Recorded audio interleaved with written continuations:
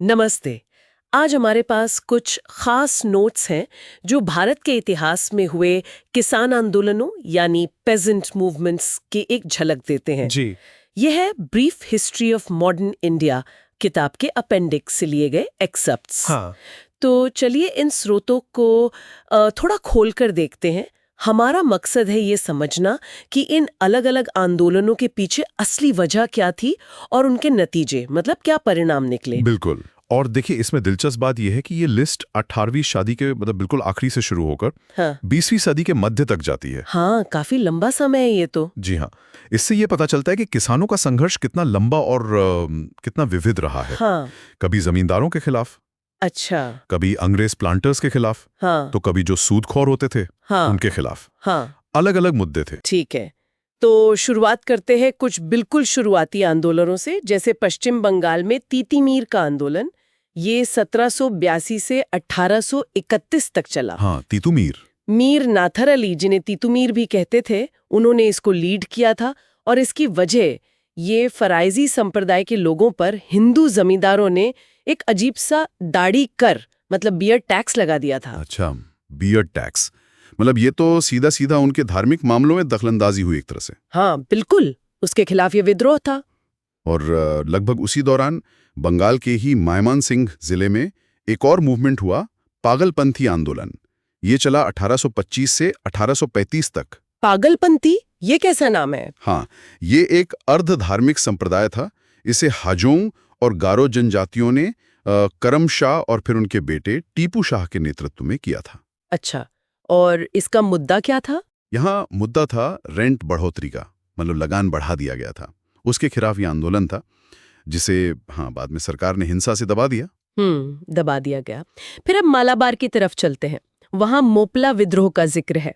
1836 से 1854 के बीच कई बार हुए। जी, मोपला विद्रोह मालाबार यानी आज के केरला में। यहाँ के मोपला किसान थे जो ज्यादातर मुस्लिम थे और जमींदार अक्सर हिंदू। यहाँ वजह थी बढ़ती हुई रेवेन्यू डिमांड, सरकारी लगान की मांग। अच्छा। और साथ ही खेत का साइज जोत का आकार कम किया जा रहा था। उसके खिलाफ ये अपराइजिंग्स हुए। तो यहाँ भी लगान और जमीन से जुड़ा मामला था। हाँ, बुनियादी मुद्दे तो खेती से ही जुड़े थे। फिर आता है एक बहुत ही मशहूर विद्रोह 1859-60 में बंगाल के नादिया जिले में नील विद्रोह या इंडिगो रिवोल्ट। हाँ, इसके बारे में तो सुना है काफी।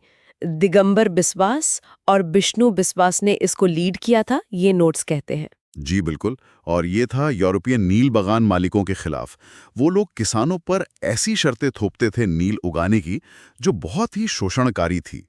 उनको अपनी सबसे अच्छी जमीन पर नील उगाना पड़ता था और दाम भी बहुत कम मिलते थे। मतलब जबरदस्ती थी एक तरह से। बिल्कुल जबरदस्ती थी। और इस विद्रोह का असर इतना जबरदस्त हुआ कि 1860 में ब्रिटिश सरकार को एक इंडिगो कमीशन यानी नील आयोग बनाना पड़ा पूरी सिचुएशन को देखने के लिए। अच्छा, तो इसका कुछ ठोस नतीजा निकला? ये बड़ी बात थी उस समय। जी हाँ, ये किसानों की एक बड़ी जीत मानी जाती है। ठीक है, अब महाराष्ट्र की तरफ देखते हैं। वहां भी उस दौरान 1875 में दक्कन किसान विद्रोह शुरू हुआ। पूना के पास कार्दे गांव से इसकी शुरुआत हुई। हाँ, डेक्कन रायट जिन्हें कहते हैं, ये मराठा किसानों ने किया था, खासतौर पर गुजराती और मारवाड़ी सूदखोरों के खिलाफ। सूदखोरों के खिलाफ मतलब कर्जे का मामला था। जी बिल्कुल। ये सूदखोर बहुत भ्रष्ट तरीके इस्तेमाल करते थे, जैसे झूठे कागजात बनाना, ब्याज पर ब्याज लगाना। किसान उनके चंगुल में फंसते जा रहे थे। तो ये विद्रोह इन करप्ट प्रैक्टिसेस के खिलाफ था। और इसका क्या नतीजा हुआ? इसके बाद सरकार ने एग्रीकल्चरिस्ट्स रिलीफ एक्ट ऑफ 1879 यानी कृषक राहत अधिनियम पारित किया। इससे किसानों को कुछ कानूनी सुरक्षा मिली, जैसे उनकी गिरफ्तारी पर रोक अगर वो कर्ज ना चुका पाएं। अच्छा, तो यहाँ भी एक एक्ट आया। और महाराष्ट्र में ही एक और विद्रोह का जिक्र है, फडके का रामोसी विद्रोह 1877-1887। जी, ये वासुदेव बलवंत फडके के नेतृत्व में हुआ। फडके को तो क्रांतिकारी गतिविधियों का जनक भी माना जाता है महाराष्ट्र में। हाँ। उस दौरान ब्रिटिश सरकार ने अकाल से निपटने के लिए राहत के लिए कोई खास कदम नहीं उठाए थे। उसके खिलाफ ये विद्रोह था। तो सरकारी लापरवाही के खिलाफ आक्रोश था ये। बिल्कुल। अब वापस बंगाल चलते हैं, लेकिन इस बार पूर्वी बंगाल जो आज का बांग्लादेश है। 1873 में पबना कृषक विद्रोह हुआ। पबना, इसमें लीडर्स कौन थे? यहाँ नाम दिए हैं शाहचंद्र रॉय, शंभूपाल, खुदी मोल्ला। जी, ये स्थानीय नेता थे और इसमें एक खास बात ये थी कि इसको बीसी चैटर्जी और आरसी दत्त जैसे उस समय के जाने माने बुद्धिजीवियों का समर्थन भी मिला था। अच्छा, इंटेलेक्चुअल सपोर्ट भी था। और मुद्दा था ऑक्यूपेंसी राइट्स का। मतलब किसान जो जमीन जोत रहे थे, जमींदार ऐसी पॉलिसीज ला रहे थे जिससे किसानों को उस जमीन पर पक्का हक यानी कब्जा अधिकार ना मिल पाए। जमींदार लगान भी मनमाने ढंग से बढ़ा रहे थे। तो फिर से जमीन के हक की लड़ाई, इसका नतीजा? इसके परिणाम स्वरूप बंगाल काश्तकारी अधिनियम 1885 बंगाल टेनेंसी एक्ट पास हुआ।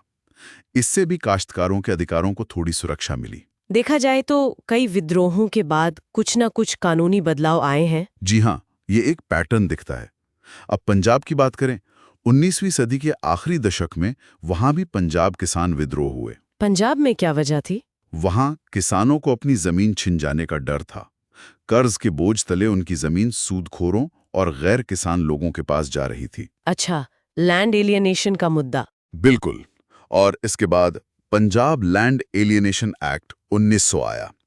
इसने खेती की जमीन की बिक्री और गिरवी रखने पर कुछ नियम लगाए ताकि जमीन गैर किसानों के हाथ में ना जाए। समझ गई। तो ये थे 19वीं सदी के कुछ प्रमुख आंदोलन। अब 20वीं सदी में आते हैं। यहाँ तो काफी जाने माने नाम आने वाले हैं। पहला है बिहार का चंपारण सत्याग्रह 1917। जी, चंपारण गांधी जी के भारत में पहले बड़े सत्याग्रहों में से एक। हाँ, यहाँ भी मुद्दा नील का ही था ना, यूरोपियन इंडिगो प्लांटर्स द्वारा लगाई गई तिनकठिया सिस्टम। बिल्कुल। तिनकठिया सिस्टम का मतलब था कि किसानों को अपनी जमीन के 3/20 हिस्से पर नील की खेती करना अनिवार्य था प्लांटर्स के लिए। फिर से वही जबरदस्ती वाली बात। जी, और इसके खिलाफ गांधी जी के नेतृत्व में सत्याग्रह हुआ, जिसके बाद सरकार को झुकना पड़ा और चंपारण अग्रेरियन एक्ट पास हुआ, जिसने इस तिनकठिया सिस्टम को खत्म किया। ये तो बहुत बड़ी सफलता थी। बेशक। इसके ठीक अगले साल 1918 में गुजरात में हुआ खेड़ा सत्याग्रह। इसको भी गांधी जी ने लीड किया। खेड़ा में क्या हुआ था? खेड़ा में फसल खराब हो गई थी, क्रॉप फेलियर। अच्छा। पर सरकार लैंड रेवेन्यू यानी भू राजस्व माफ करने को तैयार नहीं थी। किसानों की अपील को इग्नोर किया जा रहा था। अच्छा, तो फसल खराब होने पर भी टैक्स मांगा जा रहा था। जी, तो इसके खिलाफ सत्याग्रह हुआ और अंत में सरकार को किसानों की मांगें माननी पड़ी। उन लोगों के लिए रेवेन्यू माफ किया गया जो दे नहीं सकते थे। तो ये भी सफल रहा। फिर गुजरात के ही सूरत में 1928 में बारदोली सत्याग्रह, ये भी बहुत इंपॉर्टेंट माना जाता है। हाँ, बारदोली तो बहुत ही महत्वपूर्ण था। इसमें कुनबी पटीदार किसान थे और साथ में अनटचेबल्स यानी अस्पृश्य माने जाने वाले समुदाय भी शामिल थे। मेहता ब्रदर्स और खासकर वल्लभ भाई पटेल ने इसको लीड किया। इसी आंदोलन के बाद वल्लभ भाई पटेल को सरदार की उपाधि मिली थी। अच्छा, इसी आंदोलन से। और वजह क्या थी बारदोली की? वजह थी बॉम्बे सरकार ने अचानक रेवेन्यू में 22% की बढ़ोतरी कर दी थी। एकदम से इतना बड़ा इजाफा। 22%? ये तो बहुत ज्यादा है। हाँ, बहुत ज्यादा। इसके खिलाफ ये संघर्ष हुआ और इसमें एक और पहलू था, उच्च जातियों द्वारा निम्न जातियों पर अत्याचार का भी मुद्दा जुड़ा हुआ था। अच्छा, सामाजिक मुद्दा भी था। जी, आंदोलन इतना प्रभावी रहा कि सरकार को जांच करवानी पड़ी और आखिर में रेवेन्यू बढ़ोतरी को कम करके सिर्फ 6.03% पर लाया गया। मतलब 22% से घटाकर 6%, ये तो जबरदस्त जीत थी। बिल्कुल। अब थोड़ा उत्तर प्रदेश चलते हैं। 1921-22 के दौरान हरदोई, बाराबंकी, सीतापुर जिलों में एका आंदोलन हुआ। एका मूवमेंट? एका मतलब एकता? हाँ, बिल्कुल, एकता। इसे पासी और अहिर जाति के सदस्यों ने, जो ज्यादातर निम्न काश्तकार थे, उन्होंने किया। यह भी मुख्यतः रेंट बढ़ोतरी के खिलाफ था, मतलब लगान जो 50% तक बढ़ा दिया गया था। फिर से लगान का मुद्दा। लगता है लगान और टैक्स ही सबसे बड़े मुद्दे थे उस दौर में।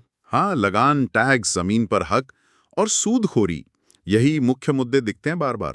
फिर बिहार में 1936 में बकाश्त आंदोलन का जिक्र है। ये बकाश्त क्या था? बकाश्त जमीन वो होती थी जो जमींदार किसानों से छीनकर खुद जोत में लगते थे या अपने लोगों से जुतवाते थे। यह आंदोलन जमींदारों की उन्हीं नीतियों के खिलाफ था जो किसानों के कब्जा अधिकारों, ऑक्यूपेंसी राइट्स को कमजोर कर रही थी। अच्छा, तो ये भी जमीन के हक से जुड़ा था? जी। फिर बंगाल में एक और बड़ा आंदोलन हुआ, तेभागा मूवमेंट। ये 1946 के आसपास शुरू हुआ। तेभागा, इसका क्या मतलब है? तेभागा मतलब 3 हिस्से, इसमें गरीब किसान, काश्तकार और खासकर बटाईदार शेयर क्रॉपर्स शामिल थे। उनकी मुख्य मांग थी कि फसल का 2/3 हिस्सा 2/3 बटाईदार को मिलना चाहिए, न कि आधा या उससे कम जो उस वक्त मिलता था। एक हिस्सा जमींदार को। तेलंगाना इंसरेक्शन का जो 1946 से 1951 तक चला हैदराबाद रियासत में। जी, तेलंगाना विद्रोह ये तो एक बहुत बड़ा सशस्त्र संघर्ष था। एक तरफ कम्युनिस्ट पार्टी के नेतृत्व में किसान और मजदूर थे। अच्छा। और दूसरी तरफ थे बड़े जमींदार, देशमुख, सूदखोर और निजाम के अधिकारी। उनके अत्याचारों और वेटी यानी बेगार फोर्स्ड लेबर के खिलाफ ये एक बड़ा विद्रोह था। बाद में भारतीय सेना के हस्तक्षेप के बाद ये खत्म हुआ। तो ये एक काफी वायलेंट स्ट्रगल था। जी हाँ, इसमें काफी हिंसा हुई थी। तो ये पूरे लिस्ट देखकर ये साफ है कि किसानों के मुद्दे कितने अलग-अलग थे। कभी टैक्स, कभी रेंट, कभी जमीन के अधिकार, कभी सूदखोरी, कभी अंग्रेज प्लांटर्स का शोषण, तो कभी सरकार की लापरवाही जैसे अकाल के समय। बिल्कुल, हर मूवमेंट का अपना एक स्पेसिफिक कॉन्टेक्स्ट था, अपनी वजह थी। और ये भी दिखता है कि कई बार इन आंदोलनों का ठोस नतीजा भी निकला, जैसे कि स्पेसिफिक एक्ट्स का पास होना या सरकार का अपनी पॉलिसी बदलना। तो इन सब का क्या मतलब निकलता है? मतलब इस पूरे डिस्कशन से हम क्या समझें?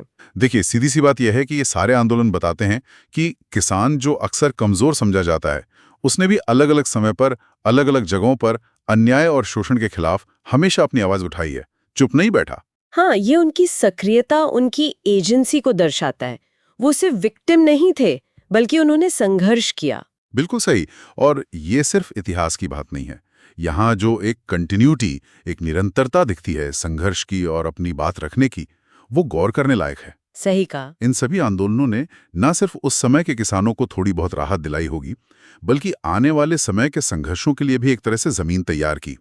उन्होंने सामूहिक कार्रवाई की ताकत दिखाई। हाँ, एक ने दूसरे को प्रेरणा दी होगी शायद। ये लिस्ट तो जैसे हमने कहा बस एक शुरुआत है, एक झलक है। जी बिल्कुल। एक सवाल जो इन श्रोतों को देखकर मेरे मन में आ रहा है और शायद हमारे श्रोता भी इस पर सोच सकते हैं, इन ऐतिहासिक किसान आंदोलनों की विरासत क्या है, उनकी लेगेसी क्या है, और आज के समय में जो किसानों के मुद्दे हैं उनके संदर्भ में इनसे क्या सीखा जा सकता है? बहुत अच्छा सवाल है, इस पर जरूर सोचना चाहिए। इतिहास से हम क्या सीख सकते हैं, ये हमेशा रिलेवेंट रहता है। 4 के साथ आज की ये चर्चा यहीं समाप्त करते हैं।